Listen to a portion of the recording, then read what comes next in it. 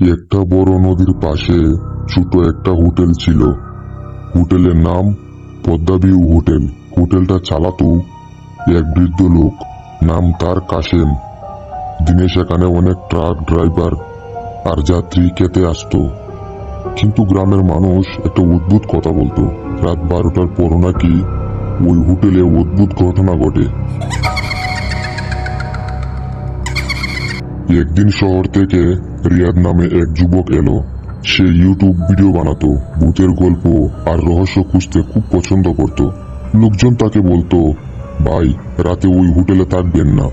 রিয়াদ বলল, এগুলা শুধু গুজব। সে ঠিক করলো সেখানে রাত কাটাবে। রাতে রিয়াদ হোটেলে ঢুকলো। বৃদ্ধ মালিক কাশেম আস্তে আস্তে বলল, রাতে যদি কোনো শব্দ শুনেন দরজা খুলবেন না। রিয়াদ অবাক, কেন? তারপর শুধু বলল, সব প্রশ্নের উত্তর না জানাই ভালো। পুরো জায়গাটা অদ্ভুত আর নীরব। রাত প্রায় 12টা। হঠাৎ বাইরে ঝড় শুরু হলো, বাতাসে জানালা কাঁপছে।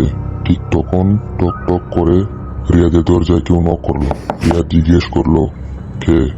কোনো উত্তর নেই। আবার টক টক। রিয়াদের শরীর কাঁপতে লাগলো। রিয়াদ ধীরে ধীরে জানালার দিকে বাইরে তাকালো, তারপর বয়ে পিছিয়ে গেল। হোটেলের পিছনে নদীর পাশে সাদা কাপড় পরা একজন লোকটার মুখ দেখা যাচ্ছে না। সে আস্তে আস্তে নদীর দিকে হাঁটছে। রিয়াদ সাহস করে মোবাইল ক্যামেরা নিয়ে বাইরে বের হলো, কিন্তু বাইরে গিয়ে কাউকে দেখা গেল না। হঠাৎ নদীর দিক থেকে কান্নার শব্দ এলো, বাঁচাও! ঠিক তখন সে নদীর পাশে একটা পুরনো নৌকা দেখতে পেল। নৌকার ভেতরে শুধু একটা পুরনো ব্যাগ।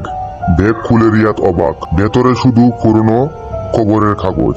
সেখানে লেখা, 10 বছর আগে সেই হোটেলের পাশে নৌকা ডুবে কয়েকজন মানুষ মারা যায়। ছবির মধ্যে একজন ছিল হোটেলের মালিক কাশেমের ছেলে।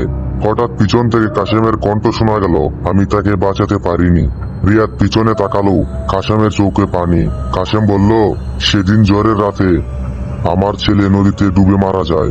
এরপর থেকেই মাঝে মাঝে মানুষ সাদা কাপড় পরা কাউকে দেখতে পায়। পরের দিন রিয়াদ সবকিছু ভিডিওতে রেকর্ড করলো। পরের দিন সকালে সে হোটেল ছাড়লো।